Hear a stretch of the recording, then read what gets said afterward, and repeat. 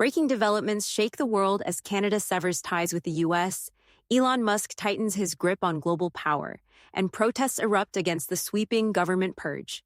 From major policy shifts to rising global tensions, this is the news you need to hear. Stay tuned as we break down the biggest stories shaping our future, right now. The long-standing U.S. Canada Alliance is over. That's the message from Canadian Prime Minister Mark Carney after President Donald Trump announced a 25% tariff on foreign-made vehicles, set to take effect April 3rd.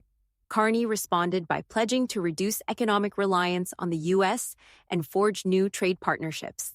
Meanwhile, Trump defended the move, stating it would bring manufacturing jobs back to America. The White House estimates the tariffs will generate $100 billion annually, impacting imports from Canada, Japan, South Korea, and the European Union. In a sweeping executive order, President Trump has directed changes across Smithsonian museums, citing concerns over what he calls divisive, race-centered ideology. The directive, led by Vice President J.D. Vance, seeks to eliminate references to concepts like hard work and the nuclear family as elements of so-called white culture. Interior Secretary Doug Burgum has also been tasked with identifying monuments removed under the Biden administration for potential restoration. The move is part of Trump's broader efforts to roll back diversity initiatives and reinforce what he describes as America's extraordinary heritage. Elon Musk's AI startup, XAI, has officially acquired X, formerly known as Twitter, in an all-stock merger that values XAI at $80 billion and X at $33 billion. Musk says the move will merge data, models, and computing power, solidifying the link between AI and social media. The deal comes as Musk's chatbot, Grok, continues to be integrated into X's platform. Meanwhile, XAI is moving forward with plans to build a supercomputer facility in Memphis, Tennessee, despite environmental concerns. In addition to his business ventures, Musk serves as the head of the Department of Government Efficiency under President Trump, where he wields influence over federal regulations and spending. Florida lawmakers are moving forward with a bill that would ease restrictions on youth labor, allowing 16 and 17-year-olds to work longer hours on school days while reducing protections like mandatory meal breaks. A separate measure would allow employers to pay teens below minimum wage if classified as interns or trainees. Supporters say the move will help address labor shortages, while Governor Ron DeSantis ties the proposal to his crackdown on undocumented immigration.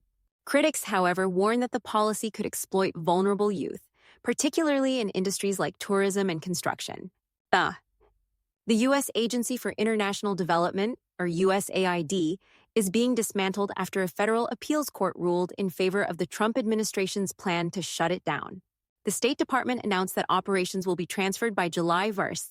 Secretary of State Marco Rubio stated that some aid programs deemed essential and life-saving will continue under State Department oversight, but non-statutory positions at USAID will be eliminated. With a $40 billion annual budget, USAID has played a key role in global aid efforts, but the Trump administration argues that the agency has deviated from its original mission. A federal judge has ordered the Trump administration to preserve text messages from a signal chat used by senior national security officials to discuss military strikes against Yemen's Houthis. The ruling comes after the watchdog group American Oversight raised concerns that the messages, set to disappear automatically, might violate the Federal Records Act. While the Justice Department has not intervened, lawmakers, including Senators Jack Reed and Roger Wicker, are calling for an investigation into whether sensitive military details were improperly discussed on an unclassified platform. Protests against Elon Musk's role in the Trump administration erupted outside Tesla dealerships across the U.S. and abroad, including demonstrations in Berlin and London.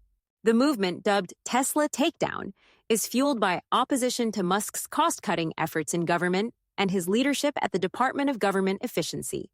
Protesters, including celebrities and lawmakers, argue that Musk's actions threaten public services and regulatory oversight. Meanwhile, U.S. Attorney General Pam Bondi has condemned acts of vandalism linked to the protests, including the arson of Tesla vehicles in Germany. Violent clashes in Abuja, Nigeria, have left 6 people dead after soldiers confront members of the Islamic movement of Nigeria during an International Quds Day procession. Authorities claim that IMN members were armed and engaged security forces, while the IMN insists its march was peaceful. The group, which was banned in 2019, has long been at odds with the Nigerian government, and human rights organizations are now calling for an independent investigation into the military's response. Finally, U.S. officials are warning of a heightened risk of terrorist attacks in Syria as the Eid al-Fitr holiday approaches. Syrian authorities have already detained multiple militant cells allegedly planning attacks across the country. The U.S. State Department has cautioned that embassies and government institutions in Damascus could be targets. Syria remains volatile following the removal of President Bashar al-Assad last December, with ongoing threats of terrorism and civil unrest. That's all for tonight's news update. Thank you for joining us. We'll continue to monitor these stories and bring you the latest developments. Stay safe, stay informed, and have a good night. If you enjoyed this video, don't forget to hit the like button, share it with your friends, and subscribe to the channel. And don't forget to turn on the notification bell so you never miss an update.